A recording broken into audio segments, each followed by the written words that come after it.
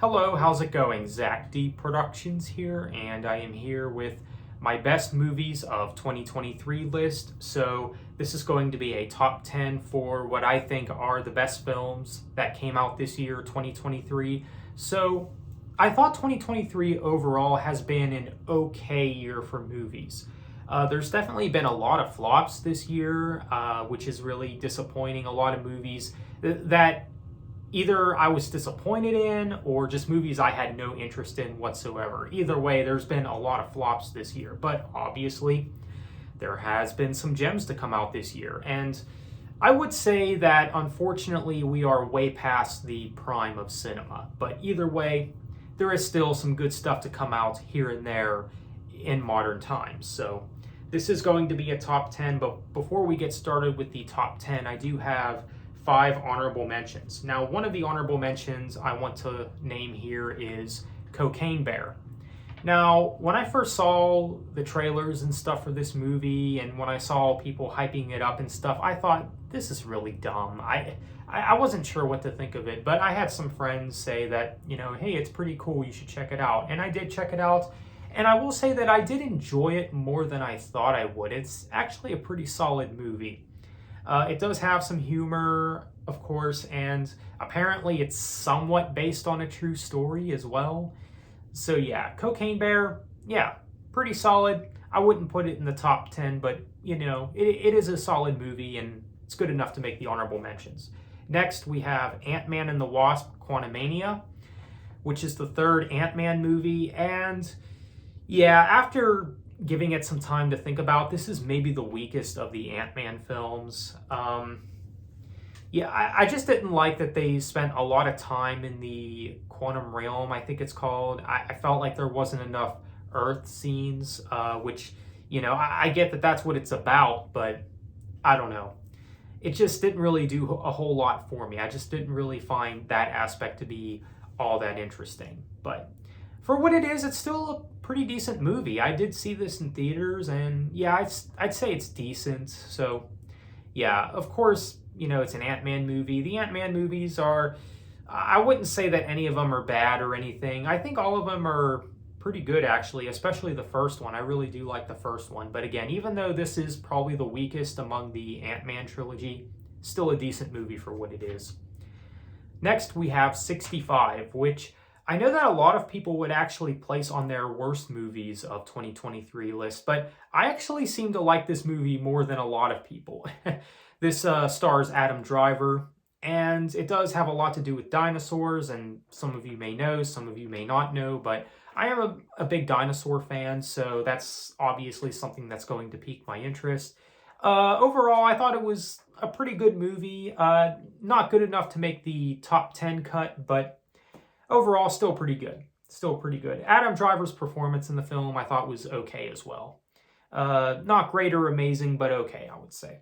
Next, we have Sakra with Donnie Yen, which, to be honest, it's not one of Donnie Yen's best films. He's definitely had better movies than this, but overall, I thought it was a decent flick.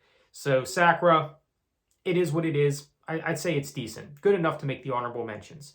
So finally, the last honorable mention I'm going to name here is Operation Fortune with Jason Statham, which I do think is decent. Not one of Jason Statham's best movies. It's kind of an odd movie. There's a lot of humor being thrown in there.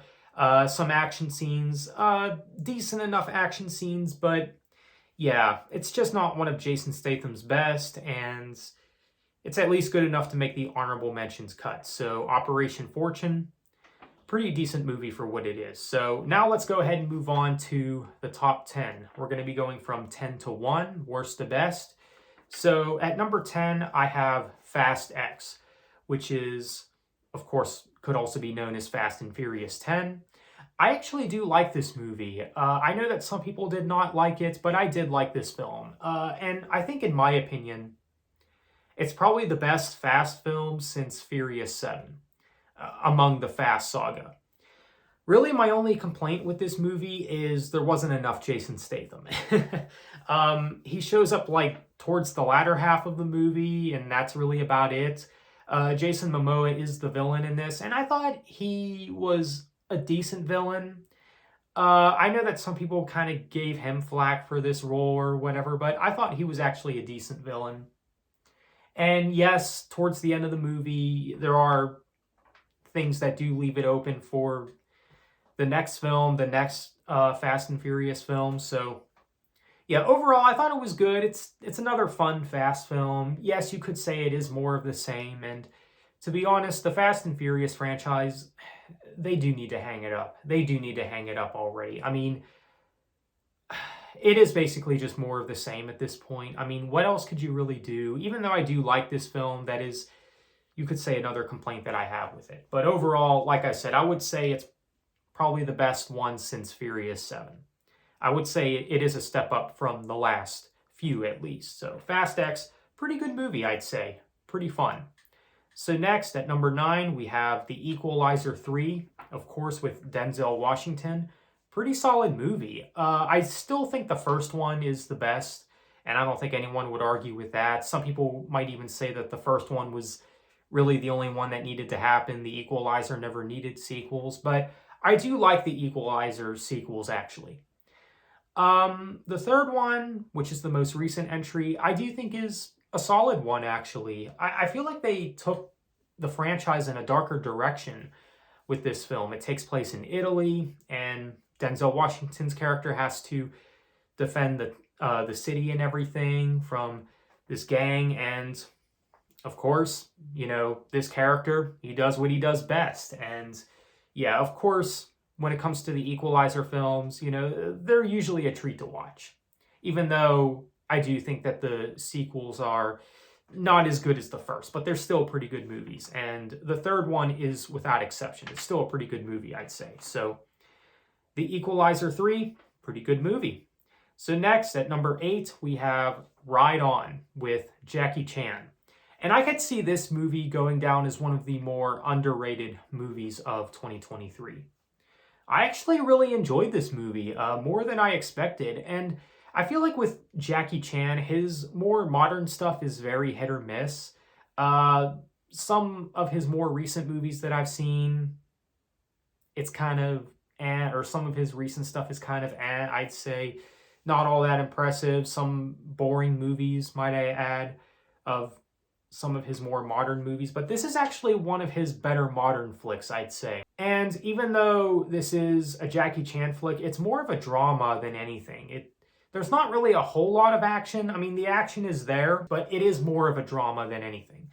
And yeah, you do get invested in the story and the emotion and everything. So yeah, I actually really enjoyed the movie Ride On. And yeah, this is, of course, from Welgo USA, which does put out a lot of straight-to-video stuff. So I think maybe that's why this movie isn't getting a whole lot of recognition or anything. But yeah, it is a straight-to-video movie. So yeah, overall, I'd say it's pretty good for what it is still. I really did enjoy Ride On with Jackie Chan. So number 8 is Ride On.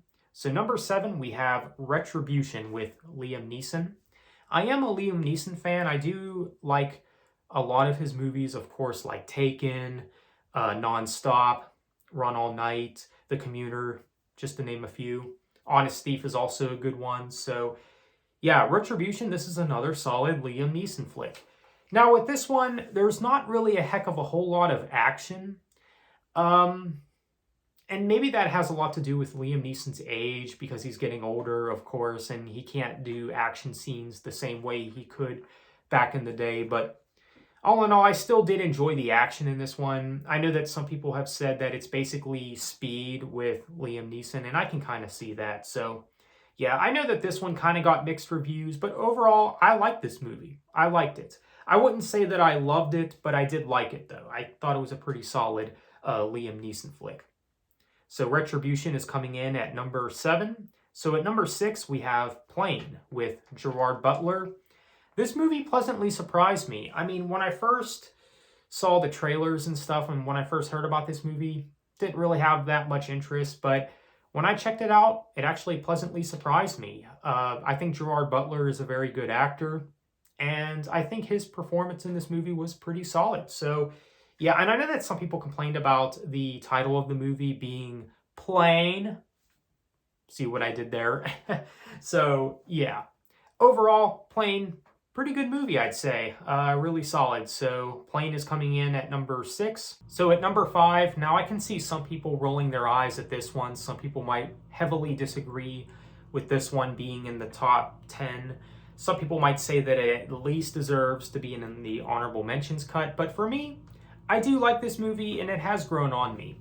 So, number 5, we got The Meg 2, The Trench, which, yeah, this movie has grown on me. I do have my issues with it still. I still do have my problems with it. It's still not as good as the first, but I still think that there are a lot of things to like about this film. I do like Jason Statham's performance for the most part, and I will say that, yeah, the stuff with the conflict between the human characters, that's one of the things that I'm like, really, when this is supposed to be a creature feature flick, but I've looked past that, especially considering that there's other creature features that have that as well. That's not really anything new for these type of movies to have conflict between human characters, you know. But I don't know, it just felt like it was kind of off the wall for Jason Statham to be, you know, basically getting into fights with, you know, human characters, as if this is like one of his solo movies like The Transporter or Safe or something, you know. But I've looked past that. It's not really a big deal, to be honest. And I do like the fact that this movie does feature more creatures. So that I thought that that was pretty cool. So all in all, The Meg 2, The Trench, this movie has grown on me. It's not perfect. It's not as good as the first, but I've actually grown to like this movie. It's actually pretty good. So The Meg 2, The Trench is coming in at number 5. So number 4, we have Guardians of the Galaxy Volume 3.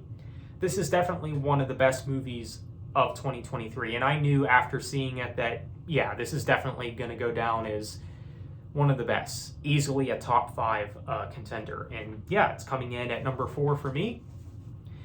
I do think that it is a step up from the second film. Probably not the first one, though. I'd still say the first Guardians film is the best, but I'd say the third one is at least a step up from the second film. Of course, you have the whole team back and everything, which is nice, and I do like that this film is heavily focused on Rocket the Raccoon. I thought that that aspect was pretty cool. You know, it went into his backstory more and everything. It is very emotional as well, so yeah, I really did enjoy Guardians of the Galaxy Volume 3, so easily one of the best films of 2023. So Guardians of the Galaxy Volume 3 is coming in at number 4. So here we are at the top 3. So number 3, we have John Wick Chapter 4, which I do think is a very solid movie. And if this really is the finale of the John Wick series, then I'd say it's a decent way to close off the John Wick franchise, even though I have heard things about them writing a script for John Wick 5 and all this and that. I don't know how they plan on doing that. I guess we'll see what happens there. But if John Wick 4 is the finale for John Wick, then so be it. I think it is a pretty good finale. And I do like this film. I know that some people had their issues with it, especially with the length of the movie. Some people said it was too long and that the action scenes were basically more of the same from the previous movies, which that didn't really bother me too much, I guess. I enjoyed the characters, and I even enjoyed Donnie Yen's character. So overall, John Wick Chapter 4, I enjoyed the action and everything, and overall, I really liked it. And I knew after seeing this one in the theater, I knew that this one would go down as in the top 5 of 2023. So John Wick Chapter 4 is coming in at number 3. So, at number 2, we have Mission Impossible Dead Reckoning Part 1, which I thought was a fantastic movie. I did see this in the theater, and yeah, it's great. And I would say that it's maybe one of the best Mission Impossible films. I don't know if I'd say it's better than Fallout, though. I still might like Fallout just a little bit more, but Dead Reckoning Part 1 is a very solid Mission Impossible movie. And supposedly, Part 2 got delayed to 2025, which is really disappointing to hear, but oh well, it is what it is. But Dead Reckoning Part 1, very solid Mission Impossible flick. Of course, Tom Cruise being back and his stunt work is incredible in this. Of course, that iconic cliff scene is going to go down as a modern classic in cinema, I would say. And it seems like Tom Cruise's stunt work gets more intense with each film that he does, basically. Whether we're talking about Mission Impossible or Top Gun or, whatever film that he's doing, he does his own stunt work and everything. And Tom Cruise is, of course, one of the best movie stars. And I don't think anyone would argue with that. But yeah, Mission Impossible Dead Reckoning Part 1, really great movie. Definitely deserving to be in the top 3, and it's at number 2 for me. So here we are at number 1. Now at number 1, I'm sure none of you will be surprised by this, but number 1, we have Godzilla Minus One. Now, it's been a long time since I have seen a movie in the theater that has really wowed me, that has really left me in awe, but I will say that this movie has done that for me. When I saw this movie in theaters, it really did wow me. It really did leave me in awe. And again, it's been a while since a movie has done that for me. In fact, this movie might have done that for me the most, I would say. I really love this movie. And I knew when I saw it in theaters, I was like, yep, this is movie of the year. It is movie of the year. And it's really crazy to see how well this movie is doing. I mean, it was only supposed to play in American cinemas for about a week, but they actually extended that to, I think, 2 weeks because of how well the movie is doing. Because this is a Japan movie, of course. This is made by Toho, who I think makes the best Godzilla movies. So I enjoyed a lot of great things about this movie. It's definitely going to go down as a modern classic. I've even seen some people say that this is the best Godzilla movie. I don't know if I would go that far, to be honest. Really? It's even better than the classics? I personally don't think so. But it is a great movie still. And I would say that it's at least the best of the modern Godzilla movies, at the very least. So there is a lot to like with this film.